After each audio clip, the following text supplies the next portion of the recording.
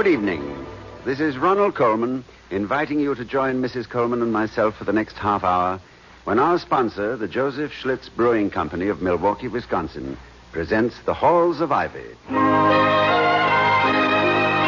now, The Halls of Ivy. We love the halls of ivy that surround us here today. Welcome again to Ivy. Ivy College, that is, in the town of Ivy, USA. It's morning in the household of the William Todd Hunter Halls, and the doctor is sitting at his desk.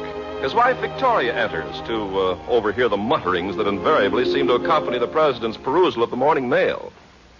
Ridiculous. Preposterous. Sounds as if the mail is up to its usual standard, Toddy. Or is it worse? Oh, no worse. A little duller, perhaps. Mostly advertisements.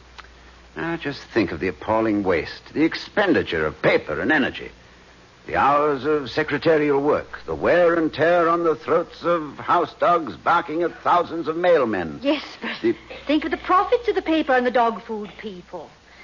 And the taxes they pay on the profits they make from the sales of the articles they sell to the people who don't need them, and the big dividends they send to the stockholders who are thus able to send their sons and daughters to Ivy, who will grow up to make better shoes and finer paper and finally bring bigger taxes. All right, Vicky, all right. All right, you can breathe now. Okay, Chief. I must say I admire the way in which you tortured the subject of a dull morning's mail into a promotional plan for increasing our student enrollment. Well, thank you. It was nothing, really. I mean, anyone with my knowledge of technological processes could have done it. You see, when examined closely, inflation and its effect on our capitalistic structure... Vicky, please. Well, you don't care to hear about the economic fabric of an industrial society? No, dear, no. Well, it's a good thing. I couldn't have gone on much longer. May I ask where you acquired this Roger Babson babble? Well, yes, the Wall Street Journal. You left it lying about, and you know me, old Snoopy. Yeah, I'm a quick study, too. I can leaf through an old copy of the medical journal and know exactly how to treat a case of the Waldorf syndrome. I feel that this discourse is getting away from me, but what is the Waldorf syndrome? Well, it's a neurotic compulsion to peek into other people's newspapers. And I got it bad.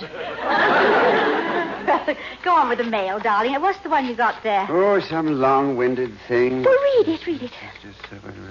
While you may not be a connoisseur, such nonsense. Within the purely academic field, etc., master spirit of his age, wasting my time. Color and style unmatched, flawless technique. This is awful. For the benefit of Ivy, without any encumbrance. But this is wonderful. and conceivably worth $100,000. $100,000? 100 would be grand, Vicky, but this is 100,000. No, dear. A grand is 1,000. Oh, I thought you said 100 was grand. Well, never mind, Toddy. Forget about my bad early training and tell me what it's all about. I mean, is it awful or is it wonderful? Well, it's certainly better than I thought. It's from a lawyer, Homer Benson, of the firm of Benson, Willoughby and Benson. Oh, Willoughby, I wonder if he spent Christmas alone. Benson is executor for the estate of the late Mrs. Charlotte Peters. Her husband was an Ivy graduate, and she was a Frenchwoman of some wealth. During the last war, he died while fighting with the French resistance, and she fled to this country. She has occupied her last few years in an effort to recover some of her family art treasures. And where does Ivy and the 100,000 come in? Well, in her will, she leaves what Mr. Benson describes in his letter as a superb and fully authenticated Goya painting to Ivy College. Mr. Benson himself is on his way here now to complete the necessary formalities. Oh, Tolly, how exciting. We couldn't hang it in here, could we? To begin with, Vicky, the painting is 7 feet by 5, and we cannot raise the roof. At least not any more than we did on Christmas Eve. Secondly, Mr. Wellman and the Board of Governors would hardly approve. No, Mr. W. and the BOG will have to decide whether it hangs in Emerson Hall or the new Ivy Art Center, or whether it's put on the market. To be sold? Yes, the proceeds to go towards building the new Ivy Art Center. How about putting the Goya up and then building the new art center around it and then start classes? Or would that be putting the art before the course? Well, then we wouldn't have the money to start building the... Vicky, I'm a very busy man. Oh, yes, right you are, darling. Well, when is Mr. Benson coming? Well, he should be here now. Now, I just heard a car pull up. Look out of the window, darling, will you? Is it an attorney with the mud of the airport still on his shoes and a bulging briefcase which probably holds an extra shirt and a seal? A seal? In that little briefcase? A notary public seal, dear. Oh, I see. Well, can you see him, our visitor, I mean? But yes, I think it's Mr. Willoughby. If it isn't Mr. Benson or Mr. Benson. On the other hand, of course, it could be Mr. Benson. Yeah, but I'll get it. Yeah, remarkable woman, my wife. Remarkable. How can 100 be grand and then be 1,000? Very odd. William, here's Mr. Benson. This is my husband, Dr. Hall. Good morning, Dr. Hall. Mr. Benson, I'm glad to see you. I was very interested in your letter, and on behalf of Ivy... Just a moment, Doctor. Since my letter was mailed, a disturbing complication has arisen. Mr. Basil Willingdon, the eminent art critic, declares the painting to be a fraud and not an original Goya at all. Well, there goes the nucleus of our art centre before we even got it.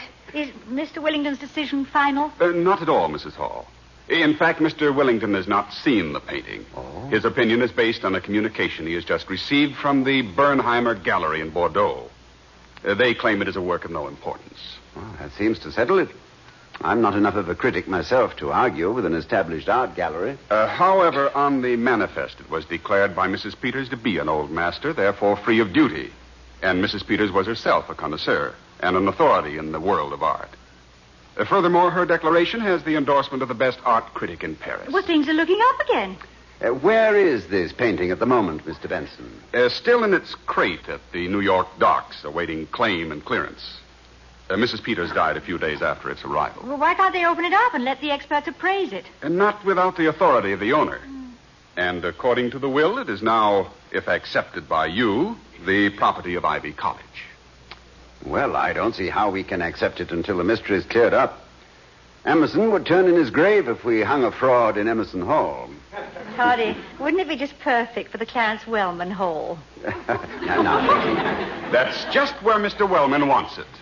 what? I'm acquainted with Mr. Wellman, Dr. Hall, and knowing he was the chairman of your board, I telephoned him yesterday and informed him of my coming here this morning. I assume he is unaware of this dispute among the critics as to the authenticity of the painting. He is. That complication was only brought to my attention after I'd spoken to him. Our friend Clarence is going to have a rude awakening. Well, unless Mrs. Peters is right and Willingdon and company are wrong. There is one more factor to be considered, Dr. Hall. Well, if this gets any more involved, I'll paint a Goya myself. Mrs. Peters in her will stipulates that the painting must either hang in Ivy College, be disposed of for Ivy's benefit, or Ivy may accept the sum of $5,000 as an alternative. The picture then to be sold for other charities. What has Ivy to lose? In the latter alternative, a great deal, should the painting turn out to be genuine. Yes, $5,000 against a possible $100,000. Well, it seems we must just wait on Mr. Wellman and the board. I am to call on Mr. Wellman on my way to the airport with the papers for his signature. One last formality. With the will, there was a letter addressed to you as president of Ivy College. As you see on the envelope, Mrs. Peters stipulated that it must be opened only after the acceptance of the bequest. Yes, I see. Thank you. Goodbye, Mrs. Hall. Goodbye. Goodbye. Goodbye, Mr. Benson.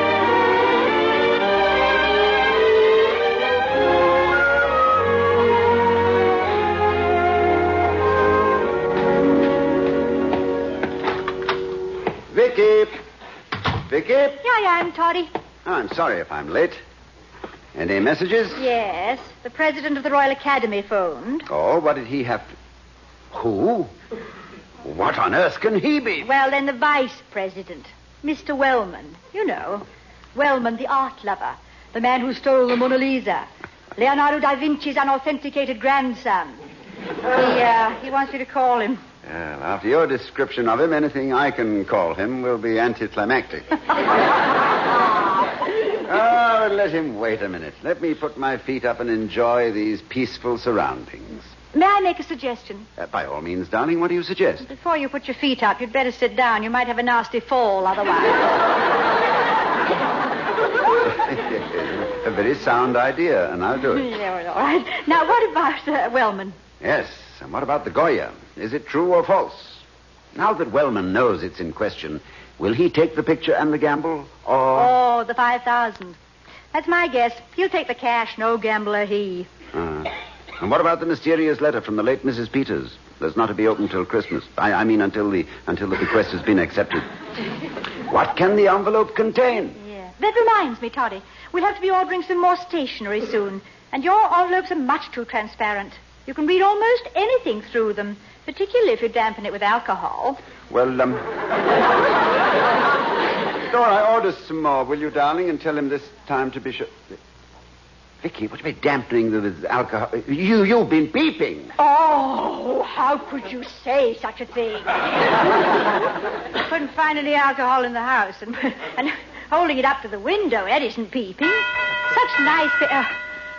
excuse me. Yeah, be an angel, darling, and see who that is while I get a quick wash. Angel on the wing, Toddy. And if this angel knows her hunches, it's Whistler's father, James McNeil Wellman. Good evening, Mr. Wellman. My husband just came in. Come in and sit down. I've only a few minutes, Mrs. Hall. Yeah, well, he'll be here in a moment. Tell me, Mrs. Hall, you know something of art? Well, if painting one's face over and over again, nights and matinees, is art, then I suppose. Yes, you were an actress. I believe. It is possible that you are better acquainted with art, painting, that is, than a man of business like myself, or a man like Dr. Hall, who has limited his activities, his scope to college affairs.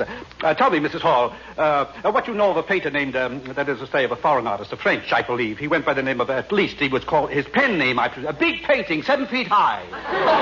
You mean Goya? Of course I mean Goya. Who else should I mean? Well, I know a little about Goya. Most of his work hangs in the Prado, that famous art gallery in Madrid.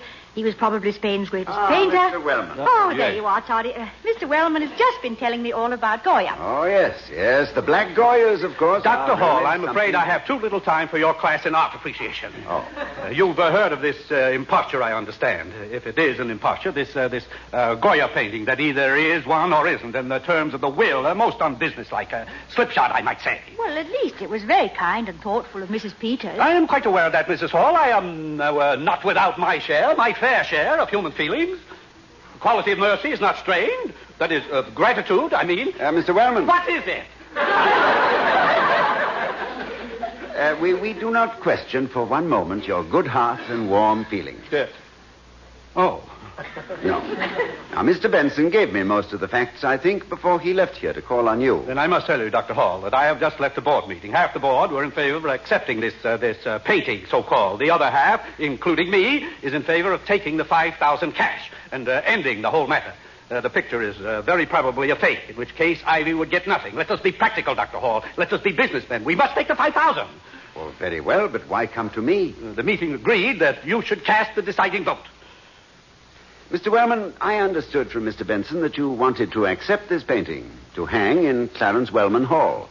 That was when there was no question of fraud. And it was a large painting. And Clarence Wellman Hall is a large hall, Dr. Hall.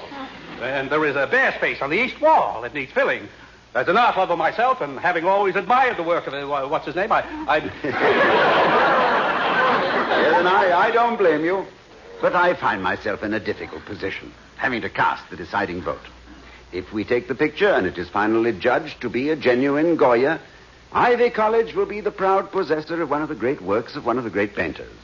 And if the board should decide to dispose of it to some public trust or art collection, it should bring a very substantial sum of money. On the other hand, we have the option... Dr. Hall! What is it? What is it? My time is valuable, and this matter must be settled. I am quite willing that Mrs. Hall, with her knowledge of art, the theater, that is, I've already discussed the matter with her, Dr. Hall, her undoubted acquaintance with the work of this so-called, this Van Goya. Goya. I said Goya. This man Goya, I said. I'm willing, I say, to accept Mrs. Hall's decision. Well, Vicky? Well, what my personal opinion has to do with art criticism, I really fail to see. But I vote for taking the big chance. Take the gift in the spirit in which it was offered. Forget the small potatoes and the chicken feed. To heck with the consequences, and the devil take the hindmost. Vicky.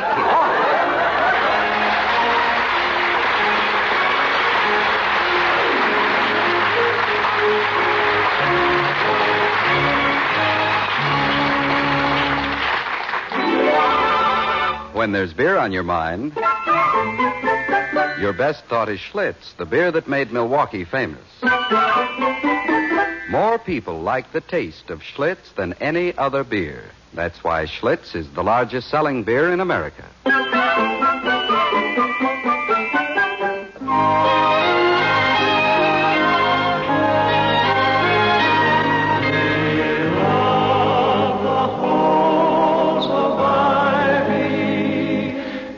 Surround us here today. Now, back to the halls of Ivy. It's late the following morning, and Mrs. Hall is expecting the doctor home for lunch. Vicky. Here, Toddy. Lunch will be ready in a few minutes. Oh, no hurry, my dear. Faculty meeting isn't until 2:30. That'll give me a full hour after lunch, all to myself. And I will wager you dollars to your Aunt Emily's donuts that I won't be permitted to get away with it. Now, there's a little gremlin that sits up aloft whose one malicious objective is to disturb the intercurricular catnaps of W.T. Hall. It's just as well, perhaps, Toddy. Helps you keep you slim, soigné, and svelte. Coming from you, that's nice, Vicky. Last week, Mrs. Kuncannon referred to me as suave. Coming from anyone, that's nauseating, but from a professor's wife, it's treason. But, something is on your mind, my dear. The faintest of shadows flickers across your face. So treat me as an old family friend and tell me all about it. No, it's nothing, Toddy. But I'll give you just one guess who called. Wellman. He flicks as gruesome a shadow as anyone. Yes. But he wouldn't tell me what it was. He says he'll see you later, and he sounded quite upset. I'm afraid I didn't use my vote discreetly yesterday. You chose to vote honestly. Well, what I mean, perhaps, is that I'm beginning to believe I was wrong. No, I think that your instinct was right. You chose the bigger way. How much better to lose the gamble than to be in the ignominious position later of learning that the Boston Fine Arts Museum has acquired a masterpiece while Ivy has spent $5,000 on a station wagon and a new lawnmower. Now, when you think... Why, Vicky, thank you, my dear. Oh, darling Toddy. I just had to hug you. You don't know how relieved I am. Them's the nicest words I've heard since you said Happy New Year. I only said that... And I beg you not to move, my darling. I only said that your instinct will probably prove to be right again. In fact, whenever an issue arises that is outside the logical reasoning of an underpaid, though quite brilliant, college president, I have been content to leave it to you. Ever since Fanny Blair, as a matter of fact. Fanny Blair? Is she the redhead who won the Home Economics Award? Has she been sending you apples? Now, Vicky, I'm shocked. Not that the occasional apple may not agreeably lubricate the relations between master and pupil, sometimes referred to as esprit de corps, but I am shocked. Have you forgotten your English folklore? And our walk across the meadows, from Bumbledon Ferry to Tipperton Town? Oh, yes. Of course, yes. And our problem at the crossroads, it was just before we were married. Yes, it must have been late spring, because the laburnum and the lilacs were putting on a tremendous show. Admission free. In my anxiety to impress you with the English countryside, I was a little afraid they were overacting. There was a rainstorm coming up, I remember. And we packed up the picnic basket and we were walking back to the station. Remember, Vicky?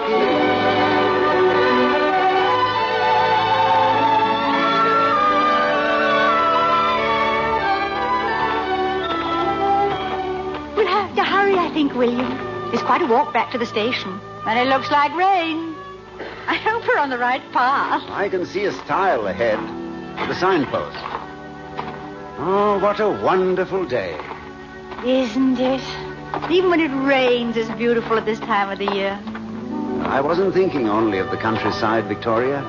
I meant the day with you. Wonderful day, beautiful you, fortunate me. Thank you, William, dear. I've loved every minute of it, too. It's been a picnic in every sense. After a week of grease paint, a day like this is better than any beauty treatment. Heaven only knows what I shall do when I return to America. Unless you... Unless I... No, I promised not to put any more pressure on, didn't I? You're to take as long as you want. It's only that... Only what? It's only that I can't help an occasional reminder a tiny little nudge now and then. Well, they're nice, warm little nudges, though. Look, we're here at the crossroads. Oh, very symbolic. Crossroads call for either dirty work or momentous decision. Now, what does the sign say? Well, it says to the village, all right, but look where it's pointing. 2 paths in 2 different directions, and the sign points right between them.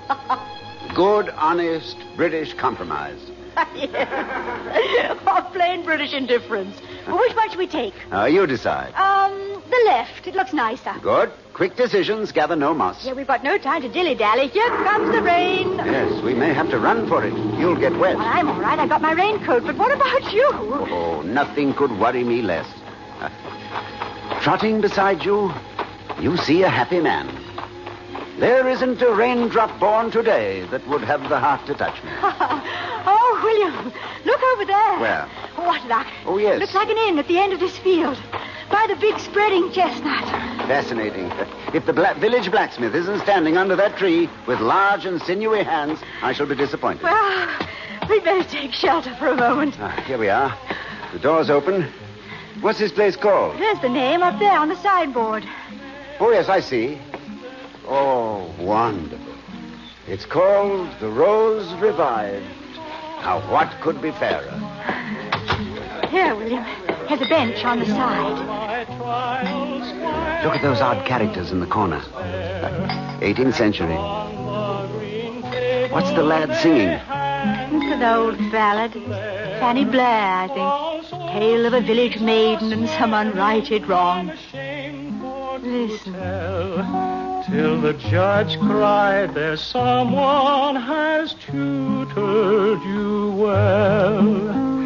The day that young Hegan was doomed to die, the people rose up with a murmuring cry. If we catch her, we'll crop her. She falsely has sworn. Ah, what lovely things happen with you, Victoria. Or is it because I'm in love? William, dear William. The rain stopped. We must run. The barmaid tells me we're only 10 minutes from the station. It seems I chose the right path. You certainly did, my dear. You certainly did.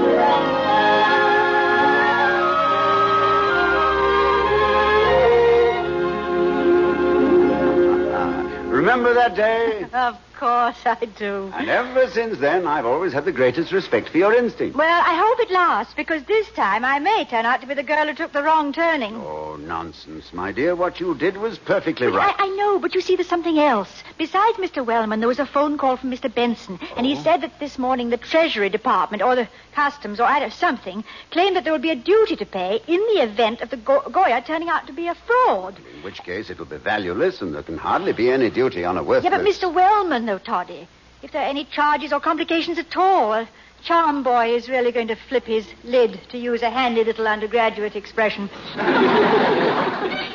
Next Christmas, let's give him a top that he can blow whenever he... Dr. Hall speaking. This is Mr. Wellman. Did you hear from Mr. Benson, Dr. Hall? Well, no, but Mrs. Hall spoke to him, and I haven't yet had a chance to... It's outrageous, Dr. Hall. Simply outrageous. Now look at the mess we're in. I said mess. Oh, I don't think that we... That's just it. You don't think. And Mrs. Hall's fatal decision. Fatal, disastrous. And who's going to pay for it? That's what I want to know. Who? Duty, heavy duty, and on a forgery, too. Penalties, no doubt. Fines, heavy fines.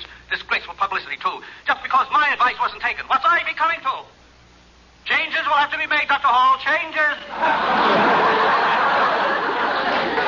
Mr. Wellman. Mr. Wellman, please keep calm for a moment. If you remember, in Mr. Benson's letter, he said that... Oh, wait a minute. Letter. Letter what? Mr. Wellman, I'm sorry, but I'll have to call you back. I left the bathwater running. It's not bath water at this time of the day. Hunch, my dear. Instinct, of course. The letter. Where's the letter? What letter? Mrs. Peters. We can open it now. Top drawer of my desk. I couldn't think of a good answer to Mr. Wellman, and the letter may give me one. Yes, here it is, Toddy. Of course, it's only a hunch, of course. Yes. What does it say? What does it say? What does it say? What does it Wait. say? Here we are. Here. And in memory of my husband, to give to Ivy one of the finest examples of this great master's work that exists outside of Madrid. The overpainting that was applied to conceal the masterpiece from the invading Nazi vandals and which has served its purpose can, of course, be easily removed. The real Goya is underneath it. The beauty and greatness of this classic work. Vicky, get Mr. Wellman on the phone immediately. Tell him to come over and pour his troubled waters on our oil.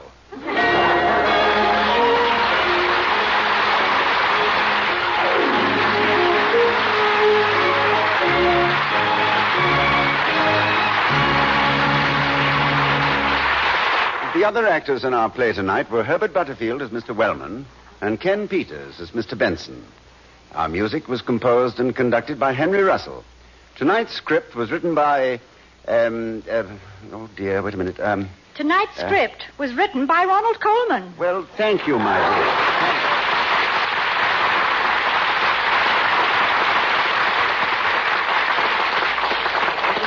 I loved doing it. It shows I have more than one string to my bow. Well, as long as I only have one bow to my string, I'm going to let him take me home. Good night, everyone. Good night.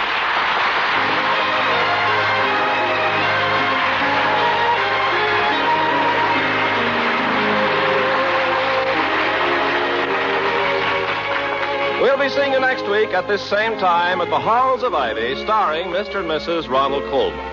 The Halls of Ivy was created by Don Quinn, directed by Nat Wolf, and presented by the Joseph Schlitz Brewing Company of Milwaukee, Wisconsin. We invite you to enjoy the Pulitzer Prize Playhouse on television on Friday night.